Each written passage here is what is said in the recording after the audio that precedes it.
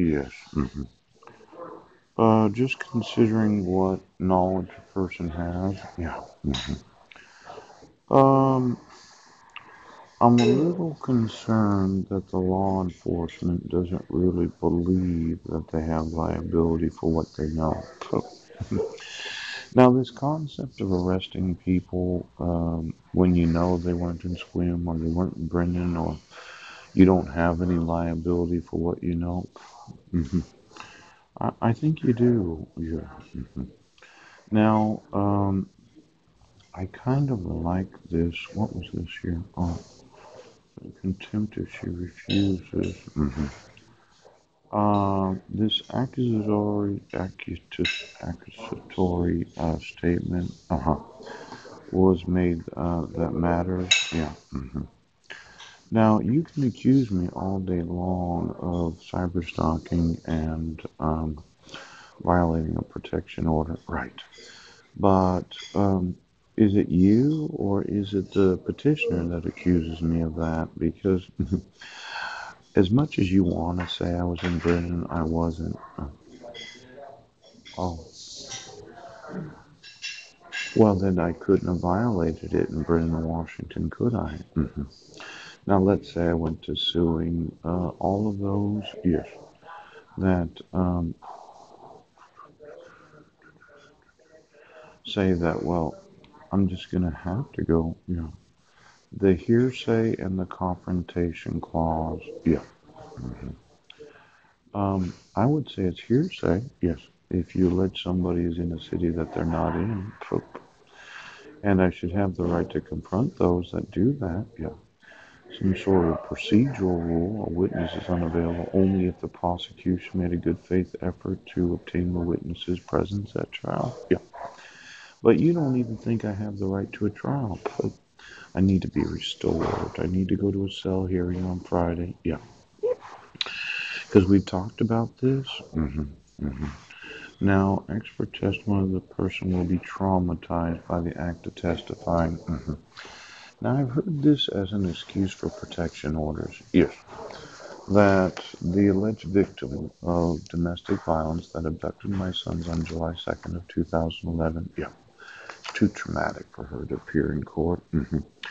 But somebody that looked like her appeared in court in 2012, yeah. Now, did the memory of the actual marriage get worse over the last, well, 6.5 years, or did some of the wounds of the alleged domestic violence and child abuse, did they heal? Now, when you really think about it, if the look-alike, Jill, yeah, Scaredy Cat, was willing to appear in court as my spouse, Coach, you would have thought 5 years later that it would be a less traumatic experience. Court.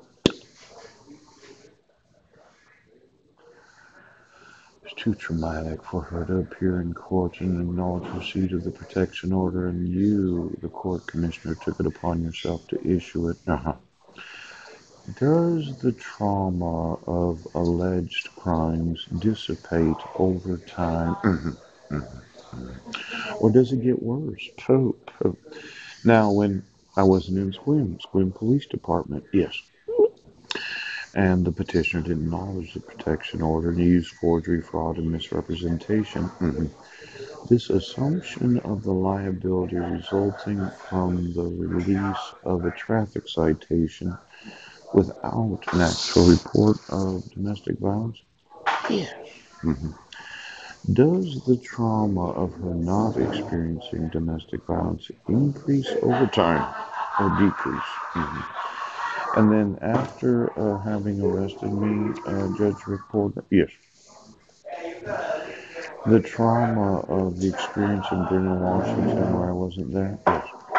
Does that diminish over time? Because for every time you've arrested me and alleged, accused me, yes, of a crime, yes, I don't see how it could have been the actual petitioner. But then again, I wasn't there. But it seems every time I get arrested, it increases the amount of the trauma of the alleged victim when I'm not the one victimizing her. Now, let's think about it. It's too traumatic to have to appear in court, and you will not allow me to call any witnesses for my confrontation rights. There is no threat with contempt if she refuses to appear in court. Yeah. You don't allow for cross-examination to first exhaust the procedural tools for compelling the witness to appear.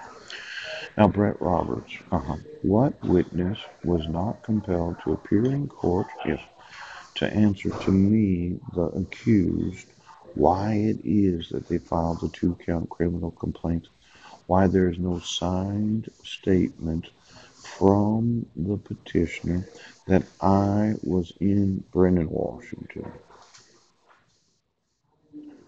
Where's the third party employee that says that it was me that was attempting?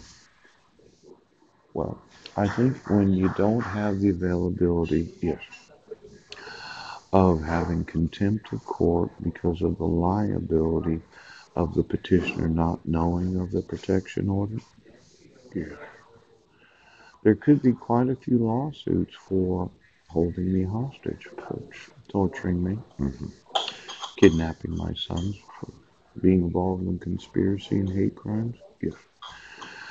Now, for every time that I've been arrested, the petitioner that did not actually appear in court, yeah, she's been traumatized by all of those experiences. I'm absolutely sure that since I committed no crimes, the trauma that she has experienced as the victim must be intense and incredible. Because if I wasn't there, exactly what?